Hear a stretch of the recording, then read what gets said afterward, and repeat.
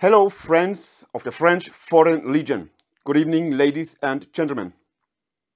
My name is Thomas Gast, and as you know from my previous clips on YouTube, I served 21 years in the army, so 17 years in the French Foreign Legion.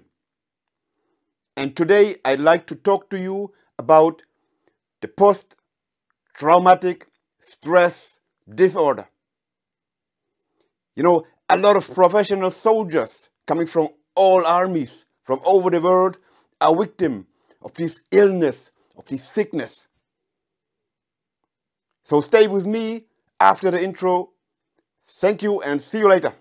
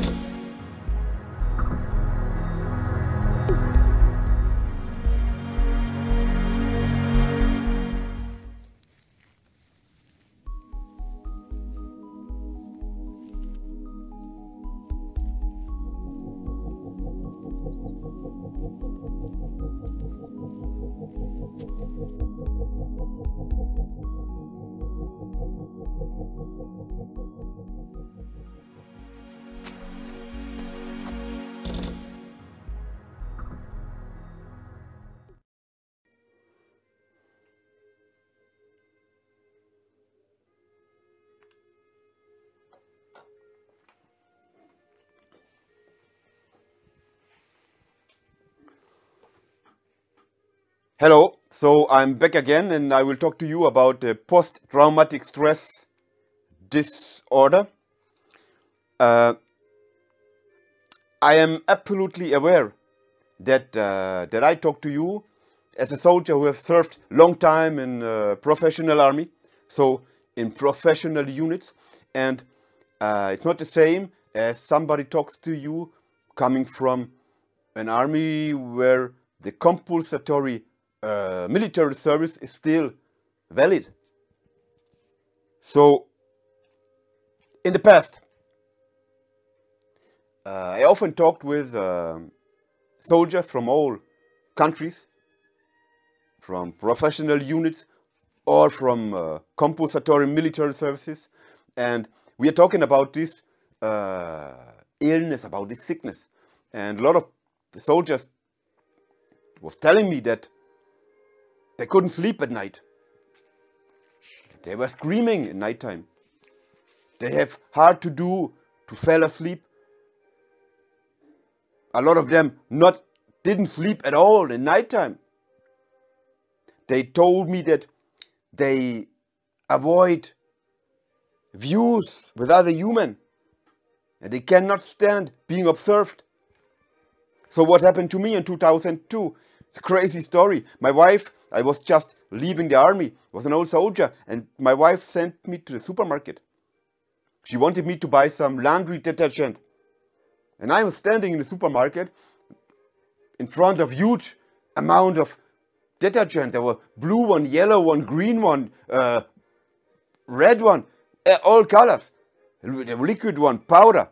And I get crazy. I couldn't understand the importance of all this around me. So, but I'm sure that all these symptoms I told you have to do a little bit with the post-traumatic stress disorder.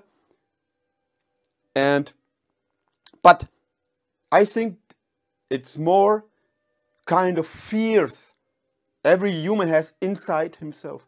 And in these situations, it's of course in a certain situation that you left the army. There are big fears. It's linked with big fears because you turned the back once to the old society, to the civilian society, to be a soldier. And after long years, you're coming back and your fear is, can I cope with this society? I turned the back once. Can I find my place in this society? You know, will I be able to do the integration? And we have been in the army.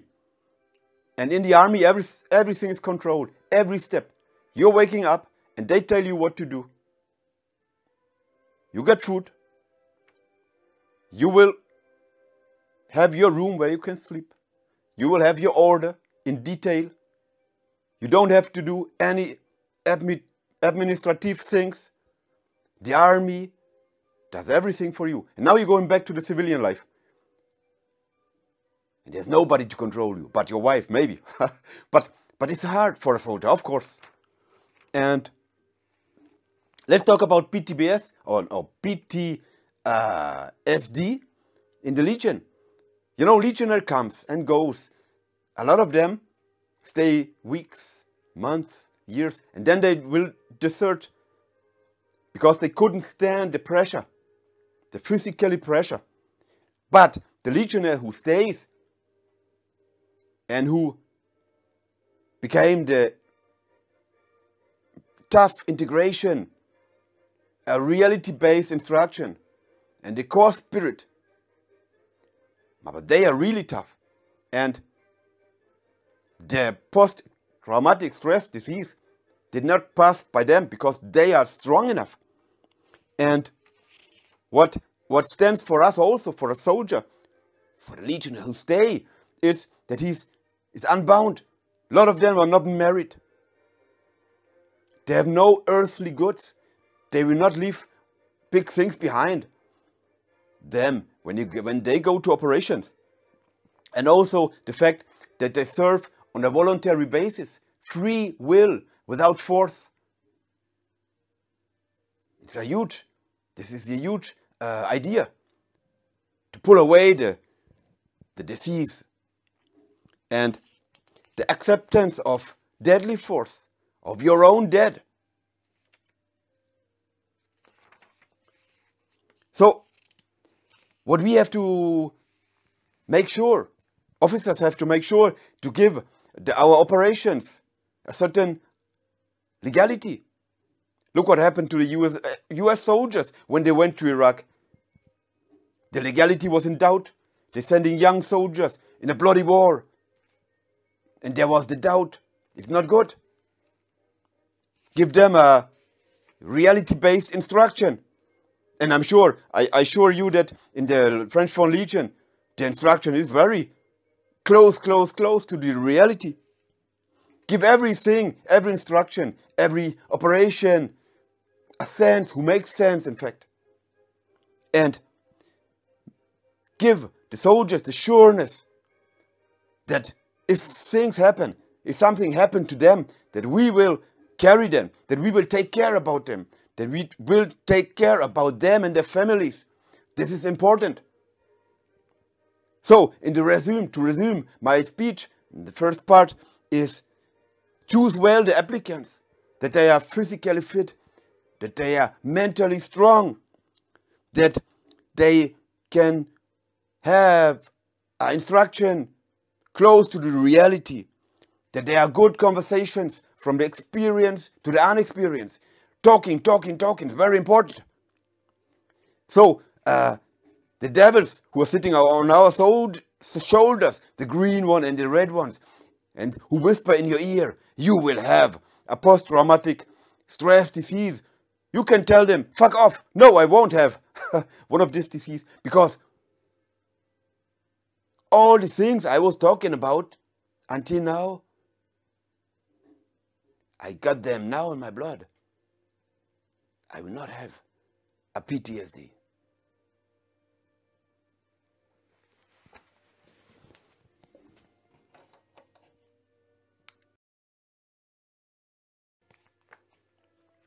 So what I will do now is I will do a little reading from my book, from the book I wrote, Guyana. And of course I apologize because English is not my mother tongue, so you will hear maybe a little bit German, a little bit French, a little bit English. But I know that you will get the message I will send to you, and this is the importance. So, all soldiers has one thing in common. They give their body, they give their spirit, their soul, when they go into operations, that other peoples can sleep at night. This is important. And politics, strategies, tactical things and technical things, if they contribute to the operations, we lose the sense without any soldiers. Of course, today we have techno wars, so we don't need absolutely soldiers or boots on the ground. But be aware that there will not be a war without a soldier, without the human being. And I say that, look at what happened to when you are in operation. I have been often in operation, and it's kind to me that you're sitting on the rostrum, looking down to the stage, and action happen. And it goes slowly and slowly and slowly. You have actions, you have fears, you have brainstorming, whatever, but you look like a spectator. But in reality, you're close inside this action. But your brain didn't cop. And here, the factor, the officers, our NCOs and the officers have to make sure that when we're making instruction, that we have to make drill, drill, drill, day, night, while almost sleeping, while being tired, while being hungry, drill, instruction, drill, repetition, repetition. All the time, all the time. And when you are in the situation in operation, this drill will take part over your body and over your brain. It comes to a certain automatism. And this will save your life. And this is important. This closely have to do with post-traumatic stress disorder, of course. So you can do a lot of mistakes when you're in operation. You can feel too strong. Okay, what can happen? Maybe you will be dead when you feel too strong. The second mistake you can do is kind of hesitations. Hesitating is not good. Fear can be good, can save life, but hesitation is never good. And then the third mistake you can do in war, in operation, is to feel hate. When you go into war and you have hate, you're killing people by hate or hating somebody, you have nothing to do and no uniform and no army.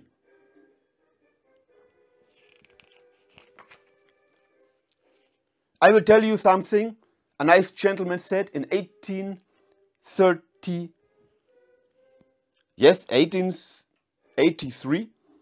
This gentle guy was general, called General Négrier, and he told, listen, you are a soldier to die, and I will send you there where you can die. And he said it directly, without using good words, flower words. And what it means is that the acceptance of death is here, and that your life as a soldier has a limit. And then when you send soldiers to war who know that I'm soldiers to die, and my death is possible, of course, that makes it easy to cope with the later post-traumatic stress disorder. And the most important thing is talk. You have fears? Talk with me. You have something you cannot cope in your head? Talk to me. Talkings are very important. Don't talk too much, but talk the necessary thing. Ladies and gentlemen, my friends, I hope I could give you in this first part a little aperçu how I see post-traumatic stress disease. I'm waiting for you to, when I talk in my next clip, in part 2, about this topic. And one more time, if you cannot find my clips in my YouTube, because I also have French language clips and German language clips, just go to my channel, Thomas Gast, choose the playlist who are titled in English, and here you are. Thank you very much, Thomas Gast.